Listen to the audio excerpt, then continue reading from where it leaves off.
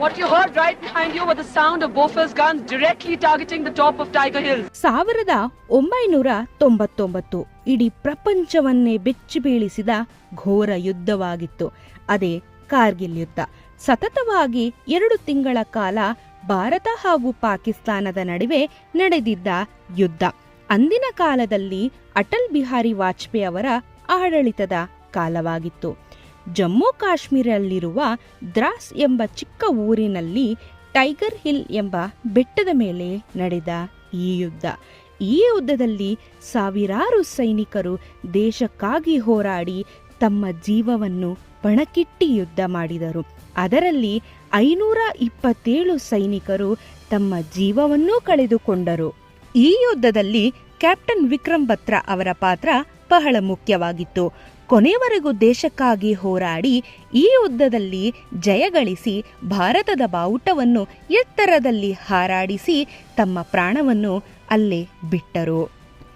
ಅಂದು ಕಾರ್ಗಿಲ್ ಯುದ್ಧದಲ್ಲಿ ವಿಜಯ ನಮ್ಮದಾಗಿತ್ತು.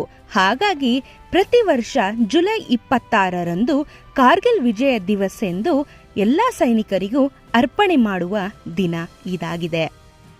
ಹಗಲು ರಾತ್ರಿ ಎನ್ನದೆ ನಮ್ಮ ಸೈನಿಕರು ದೇಶವನ್ನು ಕಾಯುತ್ತಿದ್ದಾರೆ. ಅವರಿಗೆಲ್ಲರಿಗೂ ನಮ್ಮದೊಂದು ನಮನ ಸಲ್ಲಿಸುತ್ತಾ ಈ ಯುದ್ಧ ಭೂಮಿಯನ್ನು 2ನೇ ಬಾರಿ ನಿಮ್ಮೆಲ್ಲರಿಗೂ ತೋರಿಸುವ ಸೌಭಾಗ್ಯ ನನ್ನದಲ್ಲವೇ? ಮತ್ತೊಮ್ಮೆ ತಮ್ಮೆಲ್ಲರಿಗೂ ಕಾರ್ಗಿಲ್ ಯುದ್ಧ ಭೂಮಿಗೆ ಸ್ವಾಗತ. ಸೊ ದ್ರಾಸ್ ಇವತ್ತು ದಿನ 8 ದ್ರಾಸಿಂದ ಹೊರಟಿವಿ. ದ್ರಾಸ್ ಏನು ಹೇಳಿ, ಇಡೀ ಪ್ರಪಂಚದಲ್ಲಿ 2ನೇ ಕೋಲ್ಡೆಸ್ಟ್ ಇನ್ಹ್ಯಾಬಿಟೆಡ್ ವಿಲೇಜ್ ಇದಾಗಿದೆ. ಸೊ ಇಲ್ಲಿ -50 ತನಕನೂ ಹೋಗುತ್ತೆ ಈ ಒಂದು ಪ್ರದೇಶದಲ್ಲಿ ಕೋಲ್ಡು. ಸೊ ಅದಕ್ಕೆ ಇದು ಫೇಮಸ್ಸು. ಇಲ್ಲಿ ಚಳಿಗಾಲದಲ್ಲಂತೂ ಬದುಕತೆ ಕಷ್ಟ ಆಗ್ಬಿಡುತ್ತೆ ಅಂತ ಒಂದು ಕೋಲ್ಡೆಸ್ಟು ವಿಲೇಜು ಇದು ದ್ರಾಸ್. ನೆನ್ನೆ ಝೋಜಿಲಾ ಪಾಸ್ ಮುಗಿಸ್ಕೊಂಡು ಬಂದು ನಾವು ದ್ರಾಸಲ್ಲೇ ಸ್ಟೇ ಆಗಿದ್ದು. ಸೊ ಅದಾದಮೇಲೆ ಇವತ್ತು ಹೊರಟಿದ್ದೀವಿ. ಹಾಗೆಯೇ ಇಲ್ಲಿ ಬಹಳಷ್ಟು ವಿಚಾರಗಳನ್ನ ತಿಳ್ಕೊಂಡೆ ಲಾಸ್ಟ್ ಟೈಮ್ಗಿಂತ. ಈ ದ್ರಾಸ್ ಅನ್ನೋ ವಿಲೇಜಲ್ಲಿ ಏನಿದೆ, ಕಾರ್ಗಿಲ್ಗೂ ಇದಕ್ಕೂ 10 ಕಿಲೋಮೀಟರ್ ಡಿಫ್ರೆನ್ಸ್ ಇದೆ. ಈ ದ್ರಾಸ್ ಅನ್ನೋ ವಿಲೇಜು ಹಿಂದೆಗಡೆನೆ, ನಮ್ಮ ರೂಮ್ ಹಿಂದೆಗಡೆನೆ 1999ಅಲ್ಲಿ ಕಾರ್ಗಿಲ್ ಯುದ್ಧ ಏನಾಯಿತು ಇಲ್ಲ ಅಂತ ಹೇಳಿದ್ರೆ ಮುಂದೆ ಕಾಣಿಸ್ತಿದೆಯಲ್ಲ, ಇದೆಲ್ಲ ಟೈಗರ್ ಹಿಲ್ ಅಂತ ಕರೀತಾರಂತೆ. ಈಗ ಗ್ರೀನ್ ಕಲರ್ ಏನು ಕಾಣಿಸ್ತಿದೆ ಅದು ಟೈಗರ್ ಹಿಲ್ ಅಂತೆ. ನಮ್ಮ ಭಾರತಕ್ಕೂ ಪಾಕಿಸ್ತಾನಕ್ಕೂ ಯುದ್ಧ ನಡೀತು ಗೊತ್ತಾ. ಸೊ ಆ ಯುದ್ಧ ನಡೆದಿರುವಂಥದ್ದು ಈ ಬೆಟ್ಟದಲ್ಲಿ. ಸೊ ಈ ಬೆಟ್ಟದಲ್ಲಿ ಅವರು ಆ ಕಡೆ ಇನ್ನೊಂದು ಬೆಟ್ಟದಲ್ಲಿದ್ದರು. ಸೊ ಇದು ಟೈಗರ್ ಹಿಲ್ ಅಂತ ಹೇಳಿ ಕರೀತಾರಂತೆ ಪೂರ್ತಿಯಾಗಿ. ಸೊ ಈ ಒಂದು ಪ್ರದೇಶದಲ್ಲೇ ನಮಗೆ ಕಾರ್ಗಿಲ್ ಯುದ್ಧ ನಡೆದಿದ್ದು. ನಂಗೆ ಭಾಳ ಖುಷಿ ಆಯಿತು. ಲಾಸ್ಟ್ ಟೈಮ್ ನನಗೆ ಆ್ಯಕ್ಚುಲಿ ಇದ್ರ ಬಗ್ಗೆ ಗೊತ್ತಿರಲಿಲ್ಲ, ಈ ಬಾರಿ ತಿಳ್ಕೊಂಡೆ. ಆಮೇಲೆ ಬೆಳಿಗ್ಗೆ ತಿಂಡಿ ತಿನ್ನೋಕ್ಕೆ ಹೋದಾಗ ನಾನು ಅವ್ರನ್ನ ಮಾತಾಡ್ಸೋದಕ್ಕೆ ಕೇಳಬೇಕಾದ್ರೆ ಅವ್ರು ಹೇಳ್ತಿದ್ರು, ನಮಗೆ ಜೀವ ಎಲ್ಲ ಬಾಯ್ಗೆ ಬಂದುಬಿಟ್ಟಿತ್ತು, ಎಷ್ಟೊಂದು ಬಾಂಬ್ಗಳು ಗನ್ ಶೂಟ್ಗಳು, ಎಷ್ಟು ಕಷ್ಟಪಟ್ಟರು, ನಮಗೆ ಆಚೆನೇ ಬರೋಕ್ಕಾಗ್ತಿರ್ಲಿಲ್ಲ, ಭಯ ಬೀಳ್ತಿದ್ವಿ ನಾವುಗಳೇ ಅಂತ ಹೇಳಿ. ಅಷ್ಟು ಸೈನಿಕರು ಅಷ್ಟು ಹೋರಾಟ ಮಾಡಿದ್ರು, ಕೊನೆಗೂ ಪಾಕಿಸ್ತಾನದ ವಿರುದ್ಧ ಗೆದ್ವಿ ನಾವು. ಸೊ ನೋಡಿ, ಇದೆಲ್ಲ ಯುದ್ಧ ಭೂಮಿಗಳು, ಯುದ್ಧ ನಡೆದಿರುವಂಥ ಭೂಮಿಗಳು. ಬಹಳ ಖುಷಿ ಆಗುತ್ತಲ್ಲ. ಸೊ ಇನ್ನೂ ಪಿಕ್ಚರ್ ಇದೆ, ಇದು ದ್ರಾಸಲ್ಲಿ ನಡೆದಿರುವಂಥದ್ದು ಮೈನ್ ಆಗಿ. ಯಾಕಂದರೆ ಕಾರ್ಗಿಲ್ ಹೇಳ್ದಂಗೆ 10 ಕಿಲೋಮೀಟರ್ ದೂರ ಇದೆ. ನೋಡಿ, ಇದೆಲ್ಲ ಟೈಗರ್ ಹಿಲ್ ಅಂತ. ಇದು ಇಷ್ಟು ಪೂರ್ತಿ ಟೈಗರ್ ಹಿಲ್ಲು ಇಲ್ಲೇ ಯುದ್ಧ ನಡೆದಿರುವಂಥದ್ದು. ಪೂರ್ತಿ ಪೀಕ್ ಮೇಲೆ ಹೋಗಿ ಯುದ್ಧ ಮಾಡಿದ್ರಂತೆ. ಓಕೆ, ಸೊ ಈಗ ಯುದ್ಧ ಮಾಡಿದ ಜಾಗ ತೋರಿಸ್ದೆ. ಯುದ್ಧ ಮಾಡಿ ನಮ್ಮನ್ನ ಬಿಟ್ಟು ಹೋಗಿರುವಂಥ ಸೈನಿಕರದ್ದು ಒಂದು ಜಾಗ ಇದೆ. ನಾನು ಲಾಸ್ಟ್ ಟೈಮು ಕೂಡ ಹೋಗಿದ್ದೇನೆ, ಬಹುಶಃ ಮರ್ತೋಗಿದ್ದೀರಾ. ಈ ಬಾರಿ ಕೂಡ ನಾನು ತೋರಿಸ್ತೀನಿ. ಆ ಜಾಗಕ್ಕೆ ಹೋದರೆ ನಿಮಗೆ ಒಂದು ರೋಮಾಂಚನ ಆಗುತ್ತೆ. ಆ ಜಾಗಕ್ಕೆ ಕರ್ಕೊಂಡು ಹೋಗ್ತೀನಿ, ಬನ್ನಿ. ಕಾರ್ಗಿಲ್ಗೆ ಹೋಗೋಣ ಇವಾಗ. ಸೊ ರೆಡಿಯಾಗಿ ಇವಾಗ ಹೋಗೋಣ. ಸ್ನೋ ಅಂತೂ ಹೆವಿ ಆಗಿದೆ. ಇನ್ನು ನೋಡಿ ವ್ಯೂಗಳು, ಆ ಪೀಕಲ್ಲಿ ಹೋಗೋರು ಯುದ್ಧ ಮಾಡಬೇಕಂದ್ರೆ ಹೆಂಗಿರುತ್ತೆ ನೆನೆಸ್ಕೊಳ್ಳಿ. ಅಪ್ಪ, ನಮಗೆ ಕೇಳೋಕ್ಕೆ ಒಂಥರ ಮೈಯೆಲ್ಲ ನಿಗ್ರಿಕೋತದೆ. ಇದೆಲ್ಲ ನೋಡಿ, ಅಯ್ಯಯ್ಯಮ್ಮ ಎಷ್ಟು ಕಷ್ಟಪಟ್ಟಿದ್ದಾರೆ ಸೈನಿಕರು. ಎಂತ ಅದ್ಭುತವಾದ ಕ್ವೈಟ್ಸ್ ಬರೆದಿದ್ದಾರೆ ನೋಡಿ. The reason behind our flying Indian flag is the wind behind it, but it is the breath of the face of the every soldier which keeps it flying high. ಇವತ್ತು ನಾವು ಏನು ನಮ್ಮ ಇಂಡಿಯಾ ಬಾವುಟ ಹಾರ್ತಿರೋದನ್ನ ಕಾಣಿಸ್ತಿದ್ದೀವಿ, ಅದರಿಂದ ಸೈನಿಕರ ಒಂದು ಏನು ಅವರು ಉಸಿರಿದೆ ಆ ಬಾವುಟದ ಹಿಂದೆ ಅಂತ ಹೇಳಿ ಒಂದು ಇದನ್ನ ಹೇಳ್ತಿರೋದು. ಅದೆಂಥ ಅದ್ಭುತವಾದ ಕ್ವೈಟ್ ನೋಡಿ ಅದು. ಸೊ ಒಳಗಡೆ ಹೋಗೋಣ. ಇಲ್ಲಿ ನೋಡಿ, ಎಂಟ್ರಿ ಆಗಿದ್ದಂಗೆ ಹಾಂ ಹಾಂ, ಮೈ ಆಗಲೇ ಜುಮ್ಮನ್ಬಿಡ್ತು ನಾನು ನೋಡ್ಬಿಟ್ಟಿದ್ದೀನ. ಇಲ್ಲಿ ನೋಡಿ, ಒಳಗಡೆ ಹೋಗೋಣ. ಆ್ಯಕ್ಚುಲಿ ಬ್ಯಾಗಿಗೆಲ್ಲ ಏನೂ ಅಲೋ ಇಲ್ಲ, ಜಾಕೆಟ್ ಕೂಡ ಅಲೋ ಇಲ್ಲ. ಲಾಸ್ಟ್ ಟೈಮ್ ಹಾಕೊಂಡು ಹೋಗಿದ್ವಿ, ಬಟ್ ಈ ಸತಿ ಇಲ್ಲ. ಒಳಗೆ ಹೋಗೋಣ. ಸೊ ಲಾಸ್ಟ್ ಟೈಮ್ ಬಂದಾಗ ತುಂಬ ಮಳೆ ಇತ್ತು. ಈ ಸತಿ ಪೂರ್ತಿ ಏನೋ ಕನ್ಸ್ಟ್ರಕ್ಷನ್ ಬೇರೆ ಮಾಡ್ತಿದ್ದಾರೆ. ಸೊ ಕಾರ್ಗಿಲ್ ಮೆಮೋರಿಯಲ್ ಹಿಂಗಿದೆ ನೋಡಿ.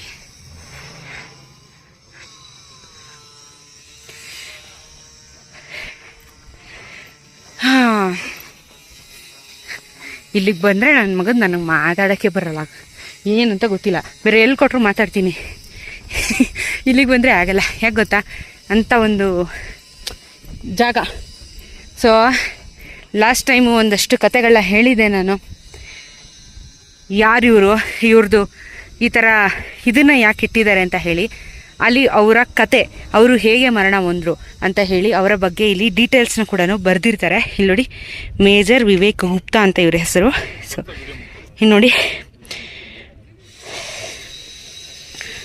1999 ಯುದ್ಧ ಮಾಡಬೇಕಾದ್ರೆ, ಲೀಡ್ ಮಾಡಬೇಕಾದ್ರೆ ಇವರಿಗೆ 2 ಬುಲೆಟ್ ಬಿತ್ತು. ಸೊ 2 ಬುಲೆಟ್ ಬಿದ್ದಿದ್ದರಿಂದ ಇವರು ಮರಣನ ಹೊಂದರು. ಸೊ ಅವರ ಒಂದು ನೆನಪಿಗಾಗಿ ಈ ಒಂದು ಇದನ್ನು ಮಾಡಿದ್ದಾರೆ. ಸೊ ಈ ರೀತಿ ಹಲವಾರು ನಮಗಾಗಿ ಏನು ಅದನ್ನು ಹೇಳೋಕ್ಕಾಗಲ್ಲ, ನಮಗಾಗಿ ತ್ಯಾಗ ಮಾಡಿರುವಂಥ ಸೈನಿಕರ ಬಗ್ಗೆ ಒಂದಷ್ಟು ಮೆಮೋರಿಯಲ್ನ ಇಲ್ಲಿ ಸ್ಥಾಪನೆ ಮಾಡಿದ್ದಾರೆ. ಸೊ ಇಲ್ಲಿ ತುಂಬ ಕಷ್ಟ ಆಗುತ್ತೆ ಮಾತಾಡೋಕ್ಕೆ. ಇಲ್ಲಿ ನೋಡಿ, ಇಲ್ಲೊಂದಿದೆ, ಮೇಜರ್ ಪದ್ಮಪನಿ ಆಚಾರ್ಯ ಅಂತ ಹೇಳಿ. ಸೊ ಇವರು ಅಷ್ಟೇ, ಇವರು ಎನಿಮಿನ ಕ್ಯಾಪ್ಚರ್ ಮಾಡಬೇಕಾದ್ರೆ 3 people complex at the heaviest front strong headed the covered with miles. ನೋಡಿ, ಇವರು ಕೂಡ ಏನು ಬಂಕರ್ ಹತ್ರ ಕ್ರಾಲ್ ಮಾಡ್ಕೊಂಡು ಅಂತ ಹೇಳಿದ್ರೆ ಅಂಬೆಗಾಲು ಇಟ್ಕೊಂಡು ಹೋಗಿ ಇದು ಮಾಡ್ತಾರಲ್ಲ, ಆ ಟೈಮಲ್ಲಿ ಇವ್ರಿಗೆ ಶೂಟೌಟ್ ಮಾಡಿರುವಂಥದ್ದು. ಸೊ ಇವರು ಕೂಡ ಶೂಟೌಟಿಂದ ಮರಣನ ಹೊಂದಿರುವಂಥವ್ರು. ಈ ಥರ ತುಂಬ ಇದೆ ನೋಡಿ. ಆ್ಯಕ್ಚುಲಿ ಇನ್ನೂ ಇತ್ತು, ಬಟ್ ಇವಾಗ ಅಷ್ಟೊಂದೆಲ್ಲ ತೆಗೆದಿದ್ದಾರೆ, ಬಹುಶಃ ಏನೋ ಕನ್ಸ್ಟ್ರಕ್ಷನ್ ಮಾಡ್ತಾ ಇರೋದ್ರಿಂದ. ಹಾಗೆಯೇ ಅಲ್ಲಿ ನಿಮಗೆ ಮಿಸೈಲ್ಸ್ಗಳು ಏನು ಕಾಣಿಸ್ತಿದೆಯಲ್ಲ, ಇದೆಲ್ಲನೂ ಯುದ್ಧದ ಟೈಮಲ್ಲಿ ಯೂಸ್ ಮಾಡಿರುವಂಥ ಮಿಸೈಲ್ಸ್ಗಳನ್ನ ಇಟ್ಟಿದ್ದಾರೆ. ಸೊ ನೋಡ್ಬೋದು ನೀವು. ಹಾಂ, ಇದು ಹೆಲಿಪ್ಯಾಡು, ಅಲ್ಲಿ ಹಿಂದೆ ಇದು, ಇಲ್ಲಿ ಪೂರ್ತಿ ಸ್ನೋಫಾಲ್ ಆಗಿಬಿಡುತ್ತೆ. ಹಾಗೇನೆ ಇಲ್ಲಿ ನೋಡಿ, ಇದೆಲ್ಲ ಮಿಸೈಲ್ಸ್ ಯೂಸ್ ಮಾಡಿದ್ದಾರೆ ನೋಡಿ. ಇದೆಲ್ಲ ಇಲ್ಲಿಗೆ ಮತ್ತೆ ಬರೋಣ. ನಮ್ಮ ಭಾರತದ ಬಾವುಟ ಎಷ್ಟು ಚೆನ್ನಾಗಿ ರಾಜಾರಿಸ್ತಿದೆ. ಹಾಂ, ಈ ಕಡೆ ಕರ್ಕೊಂಡು ಹೋಗ್ತೀನಿ ಈಗ. ಇದು ಇನ್ನೊಂಥರ ಮನಸ್ಸಿಗೆ ತುಂಬ ಬೇಜಾರಾಗುವಂಥ ಜಾಗ. ಯಾಕಂದರೆ ಕೆಲವೊಂದಷ್ಟು ಸೈನಿಕರದು ಇಲ್ಲಿ ಮಾಡಿದ್ದಾರೆ, ಆದರೆ ಇನ್ನೂ ಕೆಲವೊಂದಷ್ಟು ಸೈನಿಕರದು ಇಲ್ಲಿ ಮಾಡಿದ್ದಾರೆ. ಈ ಸೈನಿಕರದು ನೋಡೋದಕ್ಕೆ ಮನಸ್ಸಿಗೆ ಬೇಜಾರಾಗುತ್ತೆ ನೋಡಿ. ಅವ್ರದ್ದು ಒಂದು ಮೆಮೋರಿಯಲ್ ಮಾಡಿರುವಂಥದ್ದು. ಎಷ್ಟು ಜನ ಸೈನಿಕರು ನಮಗೋಸ್ಕರ ಜೀವ ತ್ಯಾಗ ಮಾಡಿದ್ದಾರೆ ನೋಡಿ.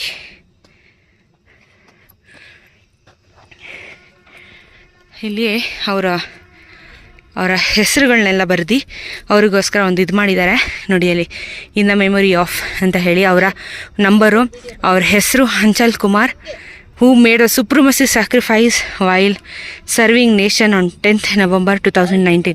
ಇಲ್ಲಿ 1999 ಹಿಡಿದು ಇಲ್ಲಿವರೆಗೂ ಯಾರೆಲ್ಲ ನಮಗೋಸ್ಕರ ತ್ಯಾಗ ಮಾಡಿದ್ದಾರೆ ಅಂಥವ್ರದ್ದು ಒಂದು ಮೆಮೋರಿಯಲ್ನ ಇಲ್ಲಿ ಮಾಡಿರುವಂಥದ್ದು. ಸೊ ಇನ್ನೂ ಬಹಳಷ್ಟು ಇದೆ. ಅಲ್ಲಿ ಒಳಗಡೆ ಮ್ಯೂಸಿಯಂ ಕೂಡ ಇದೆ. ಆ ಮ್ಯೂಸಿಯಂ ಒಳಗಡೆ ಫೋನ್ ಅಲ್ಲೋ ಇಲ್ಲ, ಯಾಕಂದರೆ ಪಾಕಿಸ್ತಾನದ ಫ್ಲ್ಯಾಗ್ಗಳನ್ನ ವಶಪಡಿಸಿರೋದಾಗಿರ್ಬೋದು, ಕೆಲವೊಂದು ಡಾಕ್ಯುಮೆಂಟೇಷನ್ಗಳಾಗಿರ್ಬೋದು ಒಳಗಡೆ ಇದೆ, ಬಿಡೋದಿಲ್ಲ.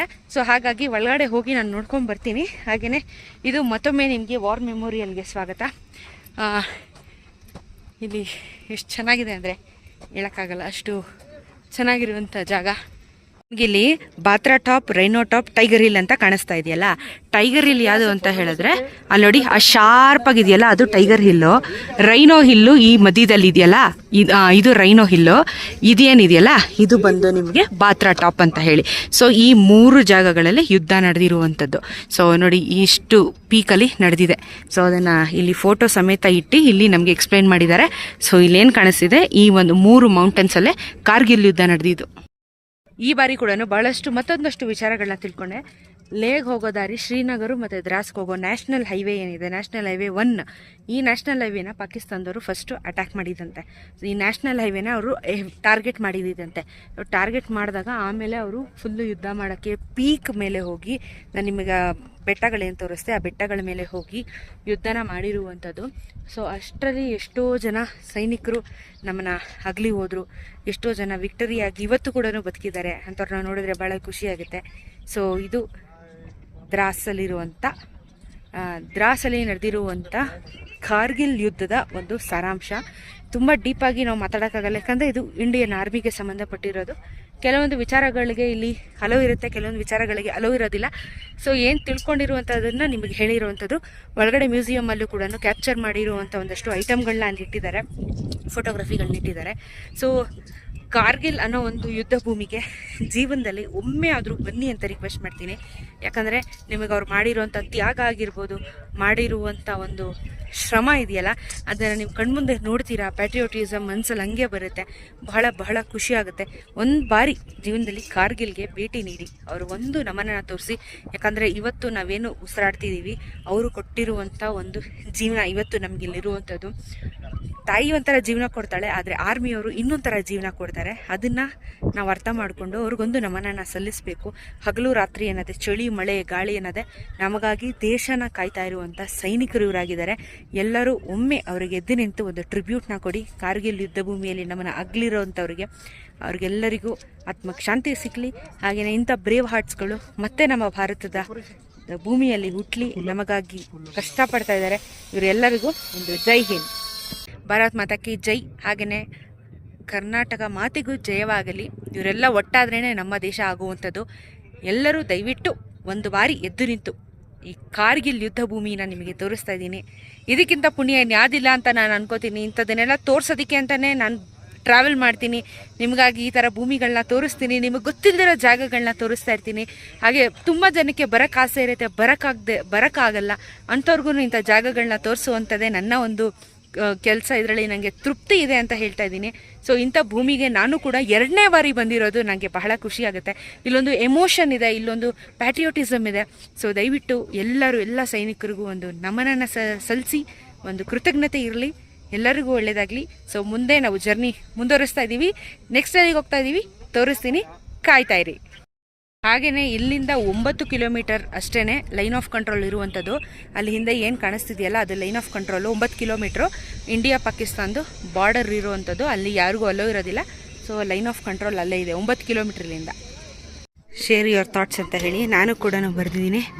ನನಗೇನು ಅನ್ನಿಸ್ತು ಅದನ್ನು ಬರೆದಿದ್ದೀನಿ ಕನ್ನಡದಲ್ಲಿ.